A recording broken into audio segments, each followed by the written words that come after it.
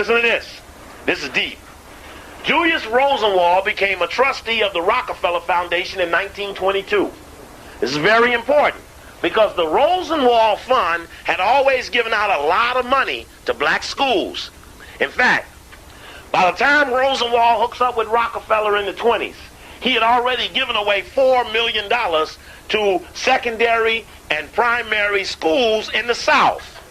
In the South.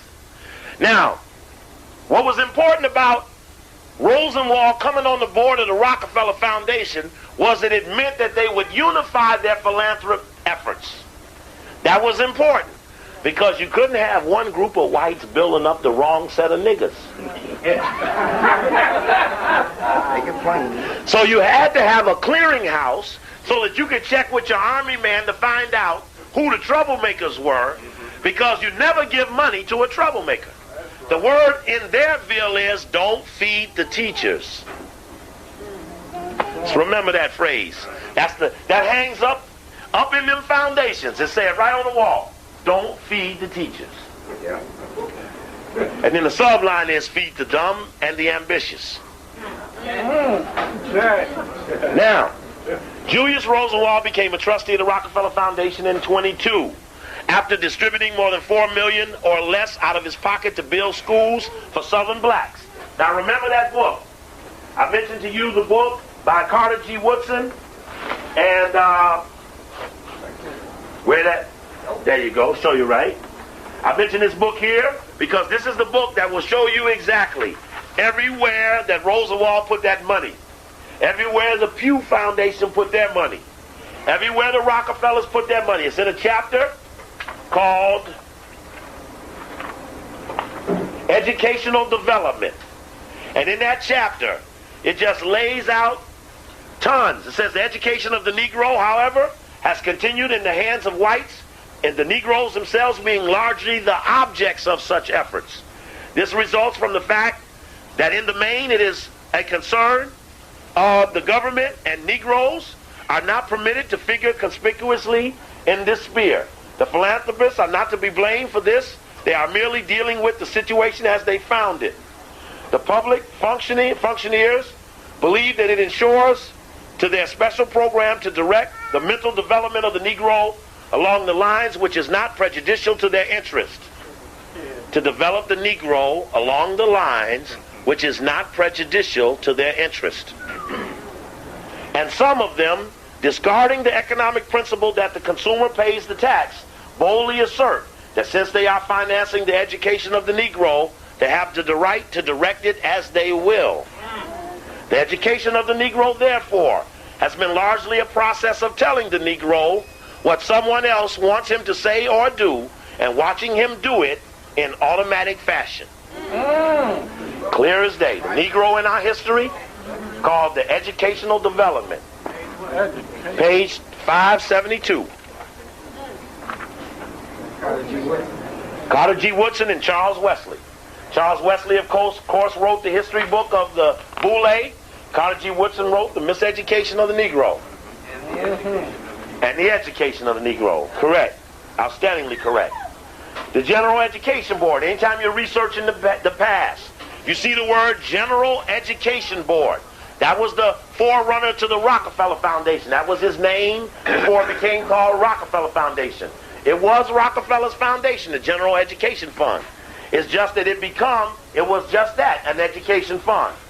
It says the General Education Fund, in dealing with the problem of Negro education in the South, has consistently tried to aid the various education agencies of the states in their endeavors.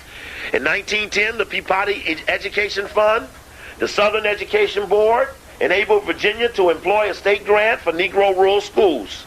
The following year, the General Education Board took over the support of this work and extended the offer to other southern states. Kentucky, Alabama, Arkansas responded at once, and they were closely followed by North Carolina and Tennessee. By 1914, Georgia was added. By 1919, each of the southern states had an appointed state agent for Negro rural schools as a member of the staff of the State Department of Education, paid for by the Rockefeller family. So he had built him a Negro superintendent of Negro school development in every state. Now, if you have someone compiling a list of troublemakers, it doesn't make any difference unless you got access to controlling where a troublemaker may reside. Like at compulsory school, where everybody's forced to go. Now, if you got this sophistication of a system going, you can in fact start steering the student. Opening up positive veins or breaking down negative veins, depending upon whether you want them to succeed or fail. And this book goes on, shows Howard, Fisk, shows all the schools, Atlanta U, all the money.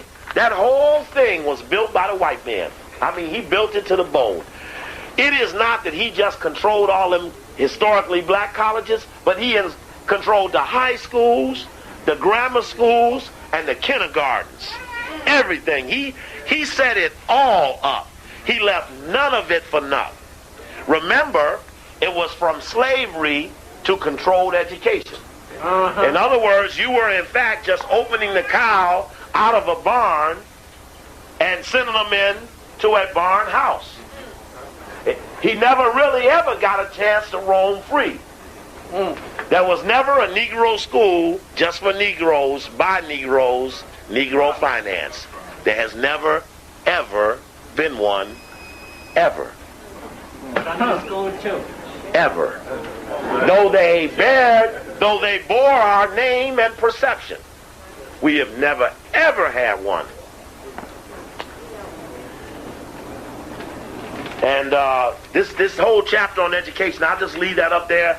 It talked about, just to show you the domination, I was talking to you about the Rosenwald, says that the Rosenwald Fund, working in cooperation with these agencies, contributed towards the erection of 5,357 public school buildings in 15 southern states, 4,977 schoolhouses, 217 teachers' homes, 163 shops of vocational units, costing $28,408,520. This amount, according to the report, the Negroes themselves gave $4 million in cash, labor, and materials. Says the teacher capacity of the so-called Rosenwald schools was 14,747. And out of those teachers that the whites were grooming to teach the Negroes came the leaders of the Negroes. They were all teachers first. Many of your key black leaders now are still teaching. They have always been college incubated. Think about it. Check. Oh, tape check. Okay, anyway, I won't go any more to that chapter, but that chapter stands alone as being able to describe. What we're now talking about is that the select attack on black leadership has actually really been an attack on everybody who wasn't on the program. If Coakley lacked pedigree and was a street scavenger, peddling tapes, then that was because he knew everybody else in the scheme was on the program. Can't let up, man, I can't let up. Can't let up, man, I'm with it. If you with it, let's get it. Can't let up, man, I can't let up. Can't let up, man, I'm about to be back on my rep, this shit go. Got 100 clip loading in my AR. I son all you niggas, y'all my fucking JRs. CT in my squad, I say it everywhere I go. Keep the 40 in the coat, have them hanging lobster rolls. My flow is clean just like some snow. That rap truth against the grain, I admire.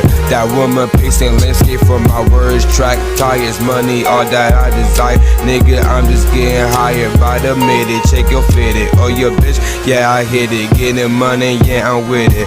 Took a breath cause I needed it. Got a bad bitch, so conceited it. Took her to the crib, but she proceeded it. I'm just talking shit, I'm a shit talker. Fast and furious like Parker Walker. Hit him with a hook, he gon' need a walker. Oh man, can't let up, man I can't let up.